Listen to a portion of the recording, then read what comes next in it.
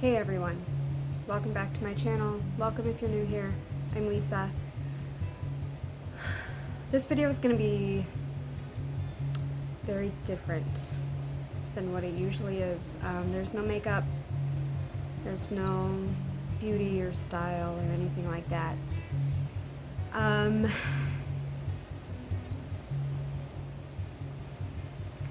So this morning I woke up and I was on Facebook and scrolling through my memories and saw that it is the 3rd anniversary of Anthony Bourdain's death.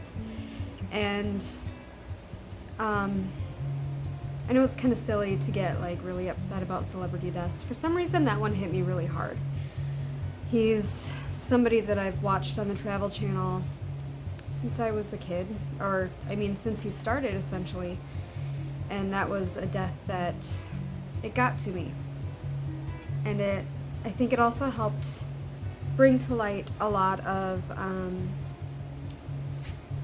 mental illness struggles and invisible illness. So that's kind of what I want to talk about today. What it's like to live with an invisible illness, what it's like to live with mental illness, and what it's like to not really have people know that you have these things, or maybe you don't want people to know that you have these things. So this video is going to be pretty rough for me.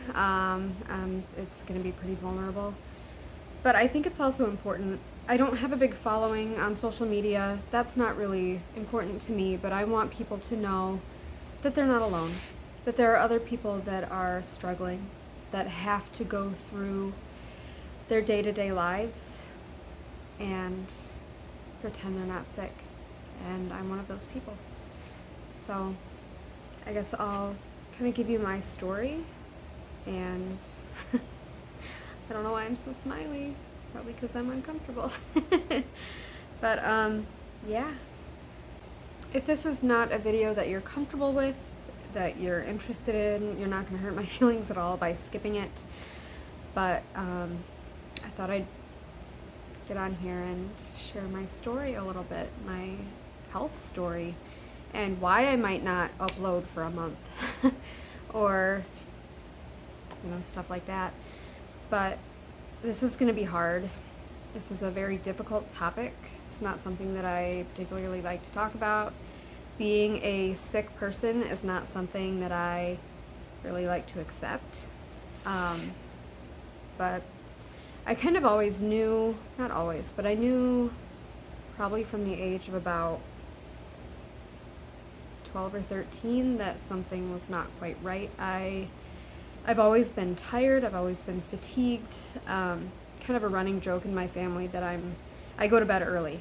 And when I was a kid or a young teenager, even an older teenager, I was the one that was like 7 o'clock at night and I'm like, all right, time to go to bed. And my parents are like, what's wrong with you? Why? Stay up a little later, come hang out with us. And I was like, nah, man, I'm tired. So I've had a job since I was about 11 years old. I started out painting houses with my dad, and that's something that it's a memory that I really cherish. But after that, I started working in restaurants, and I'd get home at midnight, 1 o'clock in the morning. Probably not really 1 o'clock in the morning, closer to like midnight-ish. And I would go right to bed. My dad would wait up for me. I have a great relationship with my parents. I always have. I'm really grateful for that. My dad would wait up for me, and I'd get home, and I'd be like, all right, thanks, bye, I'm going to bed. And he's like, what? But I mean, it's always kind of been part of my life that I'm like, all right, I have to go to bed, or I have to rest. I am so tired and I have to rest.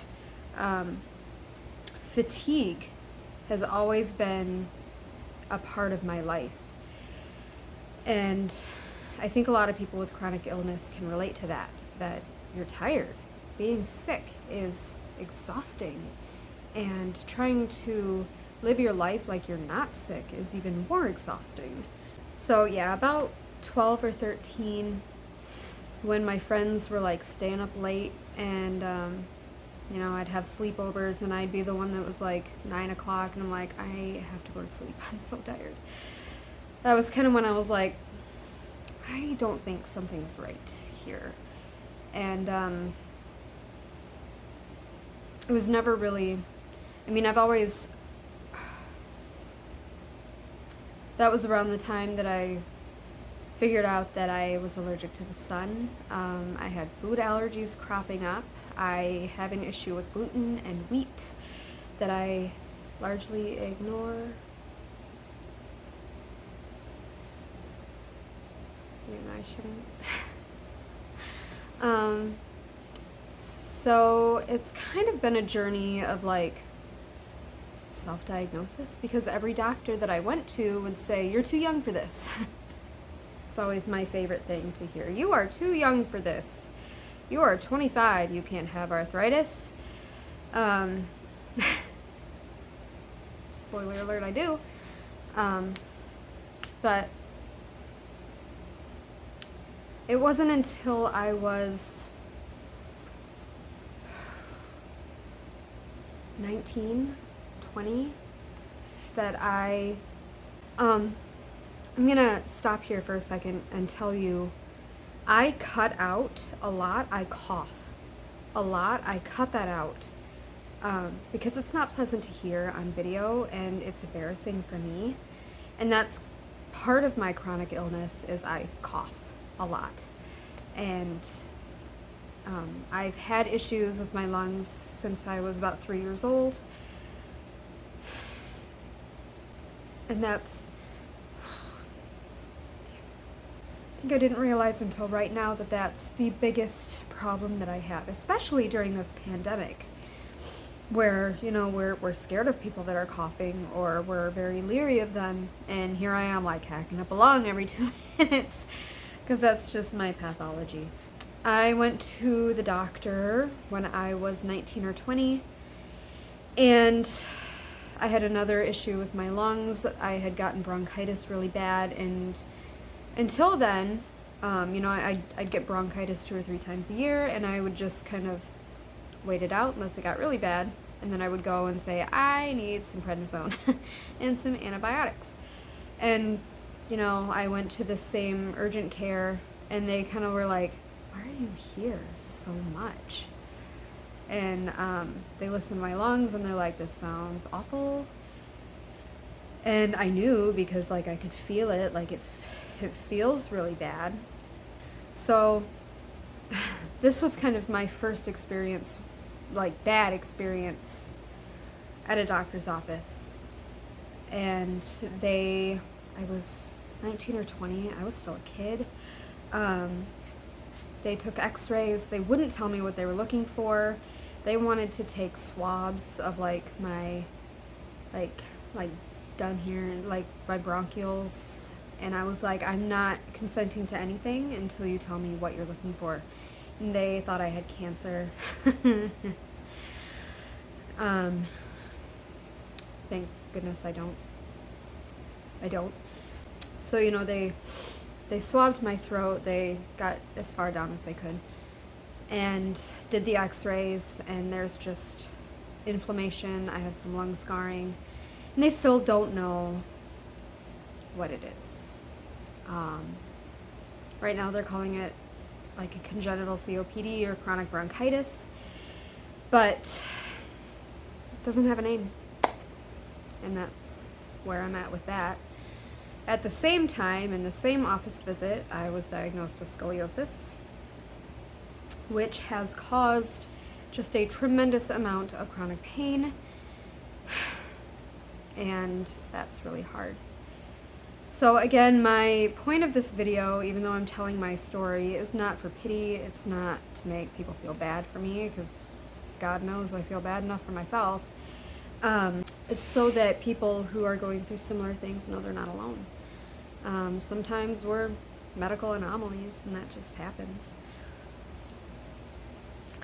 Kind of going back to what it's like to live with all of these things, and no, that's not even all of it. I'm just a plethora of autoimmune disorders. I'm waiting for appointments right now to see a rheumatologist because I either have lupus or rheumatoid arthritis. I'm not sure what it is. Story of my life. But back to what it's like to live with that and kind of have to pretend or, you know, go about your life like you don't live with that. My insurance won't pay for the medications that I need for my lungs. Man, it's hard. It's hard to be in pain all the time and still get up every morning and, you know, do your daily stuff and take care of your kids and then go to work and then come home and then take care of the kids more. Don't get me wrong, I would not give up my babies for anything. They have changed my life for the better. And honestly, that's something at 19 or 20 that I never thought would happen. I didn't want kids. I won't sugarcoat that. I did not want kids. I wanted nothing to do with them. I didn't like kids. Still don't really like kids. I like my own kids. Pregnancy with them was hard. It was very, very hard on my body. And I've heard other people with chronic illness say the same thing, that pregnancy sucked. It ruined you. And it did. I mean, my back is much worse than it was. My lungs are worse because there was all that compression, you know, everything's all compressed up here.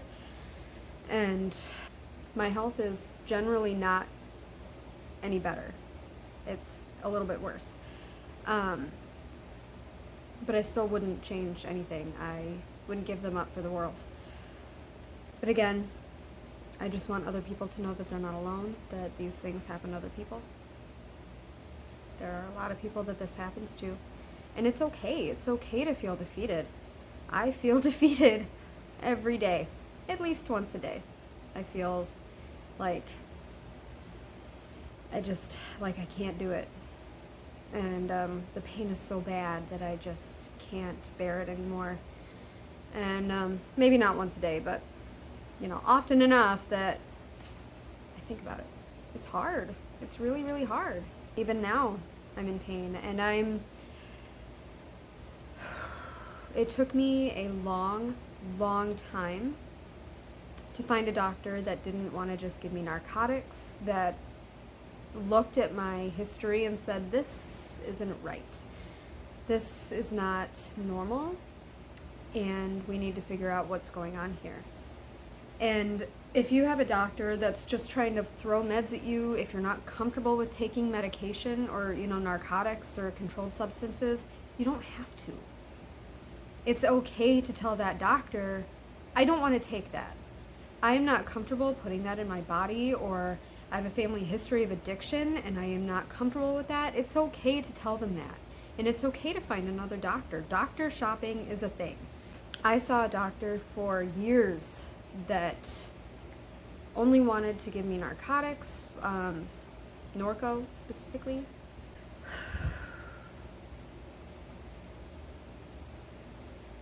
Kind of lost track of where I was going with this, but the story isn't exactly linear. I can do more videos on this if people are interested, but another goal of this video is for people to know that invisible illness is real.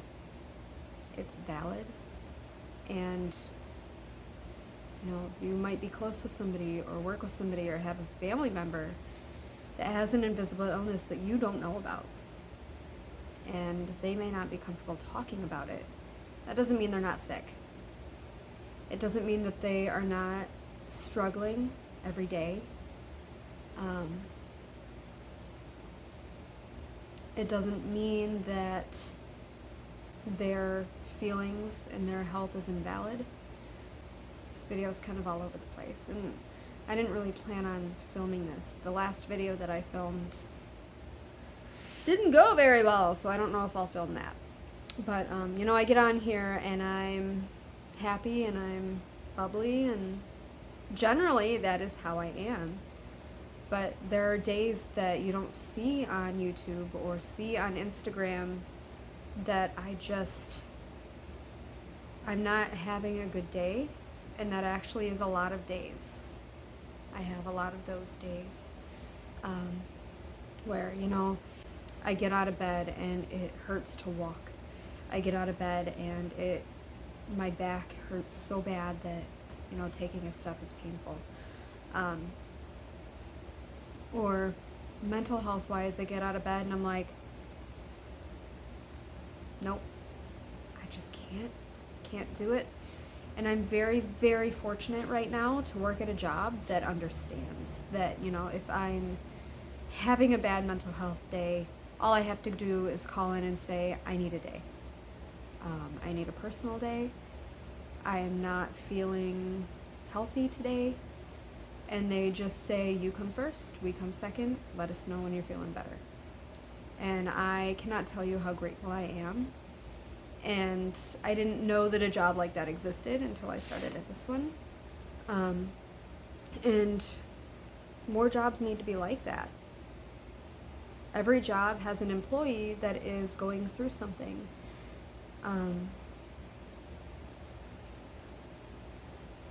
Being unaccepting of health concerns, of illness, of mental health, it's going to be part of our downfall. And that scares me a lot. It does. I used to work at a local hospital, as some of you know.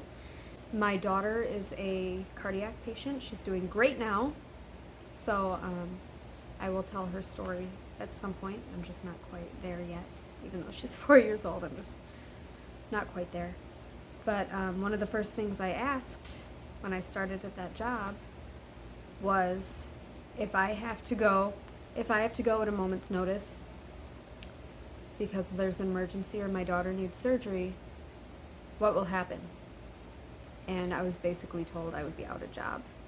So, and that was at a hospital. That was at a decent sized hospital that they told me that.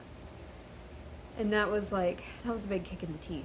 Because I was like, I have a medically complex child that potentially, they don't foresee it now, but potentially could need surgery, and I could lose my job over that. That's just, I don't understand that. Again, this video is kind of all over the place, but I see a lot of chronic illness shaming on social media, and I don't get it. We can't help the way we were born. I can't help that my body attacks itself. I can't help that I'm in pain. Neither can anybody else. So I'm going to wrap it up there. I would be more than happy to go more in depth with my story and what I've been through, which honestly is like pennies compared to what other people have been through. But I'm going to wrap it up there. I'm going to remind you to drink your water because it is summertime and it's hot and you need to be hydrated. And I would like to wish you a happy Pride Month. And that's it. Sorry this wasn't a happy video, but I think it's a necessary one.